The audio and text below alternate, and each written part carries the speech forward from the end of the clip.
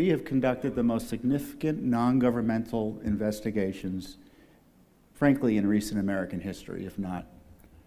We uncovered the Clinton emails. We uncovered key information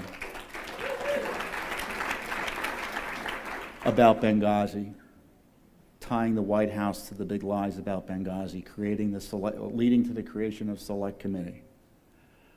The FBI followed our lead in terms of the criminal investigation or matter of Hillary Clinton. And certainly, Mrs. Clinton wasn't indicted officially, but there was a measure of accountability on Election Day, and certainly if the voters were sitting as a grand jury, you know what their verdict was on Election Day. And we didn't do it because I didn't know Hillary Clinton was going to run for office. But we did it because we had a right to these records under the law, and Mrs. Clinton thought she was above the law. She came into office immediately, and despite warnings from security people in the State Department, she thought she was going to do all of her business in private, and we know what she was trying to cover up. And she knew what the laws were. She knew what FOIA was. She knew what the requirements were for keeping your emails. She knew what the requirements were for classified information. She thought she was going to get away with it. And she thought if anyone had to get her emails, they were going to have to go through her lawyer well after she was President of the United States. Well, it turned out very differently for her, didn't it? And everyone thinks she's out of the woods yet, I think, is naive. And I think the reason she's not out of the woods yet is the vociferous attacks on the president. It shows you that they are very nervous that if things settled down and the law enforcement focus became regular, someone like Hillary Clinton would still be facing significant criminal liability. And so the reaction to the loss, you know, the criminal class in many ways lost on Election Day last year. And the reaction to that is to, again, abuse the powers of government to go after the duly elected President of the United States.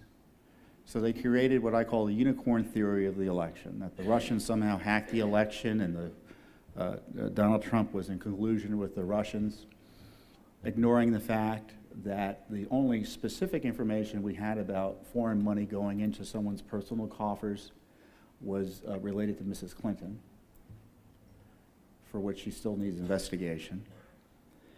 And because the hardcore left controls the levers of government and the media, they were able to create this scenario where the president would be facing criminal liability and potential impeachment. And if they can't get him, they'll get his family.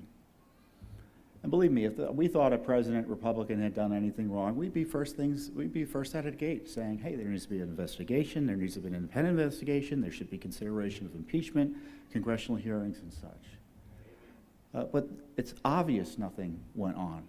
It's obvious. So we're facing this crisis where they're breaking the rules, illegally leaking.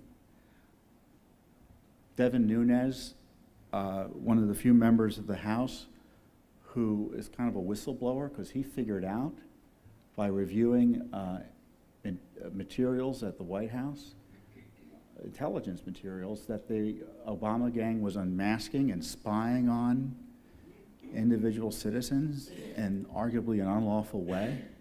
And of course, they were leaking classified information and violating the privacy of those citizens. So does anyone think that a president who would allow his IRS to target his political enemies and suppress an entire political movement against him would think twice about using the intelligence apparatus to spy on these same individuals and people? And political opposition both in his party and outside his party? Of course not.